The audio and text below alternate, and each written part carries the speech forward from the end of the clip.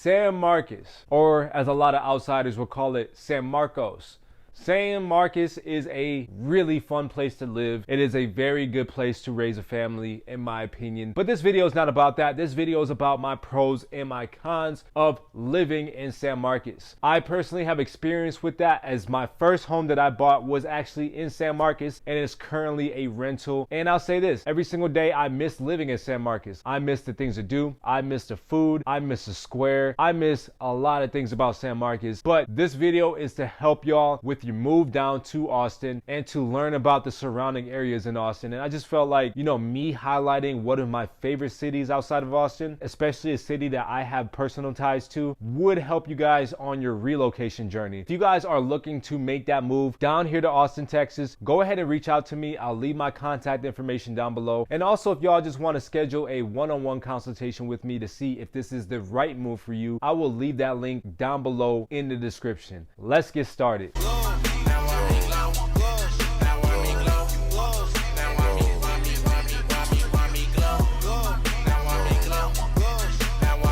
My name is Dawson Brewer, your favorite realtor in Austin, Texas. Today's video is about the pros and the cons of living in San Marcos, Texas. And what people refer to San Marcos as a college town, it is starting to grow into a little Austin. It is actually ranked the 4th fastest growing college town. And one of my first pros about San Marcos is gonna be the location. San Marcos is located right smack dab in the middle between Austin and San Antonio. We are about 30 to 45 minutes south of Austin, depending on traffic, and about 45 minutes to an hour north of San Antonio, depending on traffic. If you're somebody like me who likes to work in both the big cities, this is a perfect middle grounds for you. A lot of people will commute to both the big cities to work. Now, with it being so close to these major cities, I also have to point out that we're about 45 minutes south of the Austin airport, about an hour north of that San Antonio airport. We are about 45 minutes away from Tesla, away from Circus of the Americas. We are close to major employers. We're about an hour away from the lake. So again, we are in a really centric position, what I would like to refer to as the path of progress. That leads me to my second pro, and my second pro is going to be affordability. When I speak about affordability, I'm not talking about your national average of affordability. I'm just speaking in reference to the affordability compared to Austin. With San Marcos, your average median price is going to be just under $400,000. With that being said, you could easily find a home in the $300,000 range, and it's also brand new build homes in the lower 200,000s. So with you being 45 minutes away from that big city, you are able to get into a house for relatively a more affordable budget than if you were to look inside the city limits of Austin.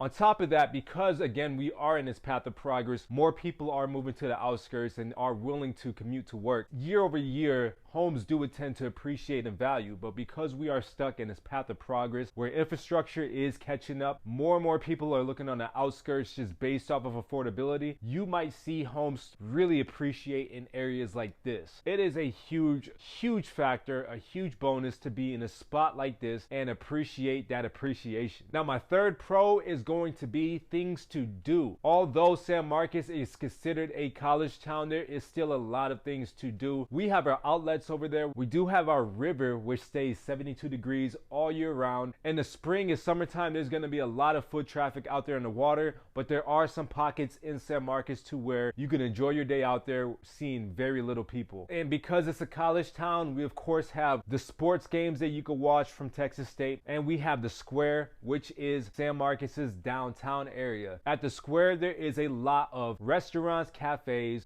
bars, and tiny little shops, including thrift stores for my people who like to thrift shop. There is a lot of mom and pop shops. There's a lot of businesses inside the square. On top of that, it seems like every single weekend, or at the very least every other weekend, they hold a farmer's market or some sort of festival. Now, San Marcos being called Mermaid City, we also tend to hold a annual mermaid festival. We also have these random mermaid statues situated through San Marcos. A lot of people, a lot of locals don't really know about that, but that's something that kind of stood out to me when I first moved here. We also have a lot of food options. We have a food truck park located close to the square, and of course inside the square you're gonna have a lot of different food options. To top it off, we have a natural cavern called Wonder World Cave. If you haven't been to a cave before, it is a pretty fun experience. Just like with anything, with pros there's gonna be cons, before I get into my cons, if you are a local San Martian and you felt like that I left out a pro, go ahead and leave your opinions in the comment section down below, and that way you could help somebody looking to move to San Marcos. Now, for my cons, my first con is going to be the job selection. This being a college town, there is a lot of job opportunities, but these jobs are mainly going to be entry-level type of jobs. Again, because we are so close to two big cities, if you don't mind commuting to make more money in these cities and just live on the outskirts, this place is for you. To touch on the job subject as well, we do have Hill Country Studios that's actually breaking ground this year, and it's supposed to be a huge movie studio, a Hollywood type of studio, coming to San Marcos, which is pretty exciting. I would imagine that would bring some creatives, more creatives to the city. San Marcos in itself is already a creative type of artistic city. You will see it with all the murals and all the arts on the buildings down here. So that's my first con. It just seems like there isn't a lot of high-paying jobs for those people looking for those high-paying jobs. But again, we are close enough to Austin to where you could work that high-paying job in Austin and just easily commute down to San Marcos. My second con is it's a college town. When you're living in a college town, it's going to bring its own type of population. Me personally, there is a pro inside of a college town, and that is the type of energy that these young students bring. You can feel it in the air that everybody's friendly. It keeps things lively. It keeps things fun. But for the people who want a nice, slower life, well, this place is not going to be for you. When you have a college town, you're naturally going to have more rowdy people. And I also have to touch on the traffic. Now, the traffic only gets really bad when there's events going on, when there's school events going on. Now, with it being a college town, there's also a lot of student properties. When you're dealing with student properties, they all tend to have similar move-in dates and similar move-out dates. So traffic does tend to increase and become maxed out during those times of years, and there's really no way around it. I would actually completely avoid driving in the city when they have those big move-in and move-out dates for those student housing complexes, but it's only a few times a year.